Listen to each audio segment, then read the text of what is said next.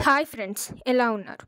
ఈరోజు కూడా ఒక మంచి కథతోటి వచ్చేసాను. మరి ఆ కథ ఏంటో చూసేద్దామా? Let's go to the video. కథ పేరు వచ్చేసి అహంకారమైన ఏనుగు.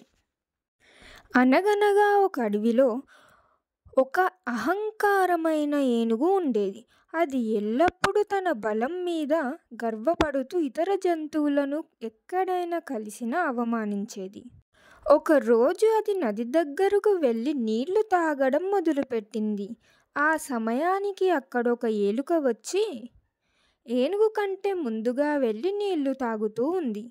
అప్పుడు ఏనుగు ఎలుకను చూసి నవ్వుతూ ఇలా చెప్పింది, "నీకు ఎంత బలముంది? నువ్వు నన్ను ఎదిరించగలవా?" అని అడిగింది. ఎలుక శాంతంగా జవాబిచ్చింది, "ఏనుగు సోదరా, బలం ఒక్కటే కాదు, ఆలోచన శక్తి కూడా చాలా ముఖ్యమైనది. ఒకసారి నీతో ఒక ఆట ఆడుదాం అనుకుంటున్నాను. అప్పుడు ఆ ఆటలో తెలివి ముఖ్యమైనదా, బలం ముఖ్యమైనదా అనేది నీకే తెలుస్తుంది" అని చెప్తుంది ఎలుక.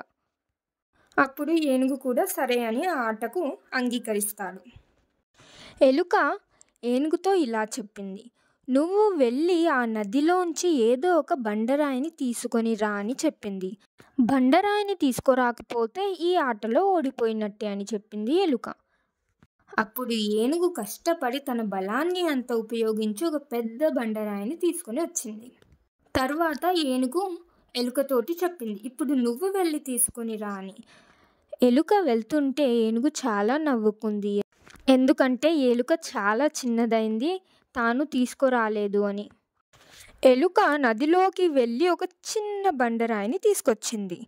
అది చూసి ఏనుగు ఆశ్చర్యపోయింది. అప్పుడు ఎలుక వచ్చి చెప్పింది, "నువ్వు కష్టపడి నీ బలంతోటి పెద్ద బండరాయిని తీసుకొచ్చావు. నేను తెలివితోటి చిన్న బండరాయిని తీసుకొచ్చాను. నేను ఇక్కడ చెప్పింది నదిలోకి వెళ్ళి బండరాయిని తీసుకురామన్నాను. అంతేకాని అది పెద్దదా చిన్నదా అని చెప్పలేదు. కావున ఇద్దరం గెలిచాము. నేను బండరాయిని తీసుకురావడానికి వెళ్తుంటే నువ్వు నన్ను చూసి నేను తేలేనని నవ్వావు. ఇప్పుడు చూసావు కదా, ఇద్దరం గెలిచాము. ఇందులో బలం గొప్పదా, తెలివి గొప్పదా అంటే రెండు గెలిచాయి. ఇప్పుడు నువ్వే చెప్పు, బలం గొప్పదా, తెలివి గొప్పదా?" అప్పుడు ఏనుగు చెప్పింది, "అవును, నిజమే. నువ్వు బండరాయి తేమని చెప్పగానే పెద్దదే తెవ్వాలి అని తెచ్చాను. కానీ నీలాగా తెలివితోటి ఆలోచించి చిన్నది తీసుకురాలేదు. అదే నువ్వు తెలివితోటి చిన్నది తెచ్చావు. ఇప్పుడు నాకు అర్థమైంది, బలం కంటే కూడా తెలివి చాలా ముఖ్యమైనది అని." అప్పుడు ఏనుగు తన తప్పు తాను తెలుసుకొని ఎలుకకు క్షమాపణ కోరింది. అప్పటి నుంచి అహంకారాన్ని వదిలి, తన బలం పైన తనకున్న గర్వాన్ని వదిలి అందరితో కలిసిమెలిసి ఉండడం మొదలుపెట్టింది. ఈ కథ ద్వారా మనం తెలుసుకోవాల్సిన నీతి ఏమిటంటే, అహంకారంతో మనం బలంగా ఉన్నాము అనుకున్న తెలివితో మరియు సమర్థతతో మాత్రమే మనం నిజమైన విజయం సాధించగలము. ఈ కథ మీకు నచ్చిందా? నచ్చితే ఈ కథ ఎలా ఉంది అనేది కామెంట్ చేయండి.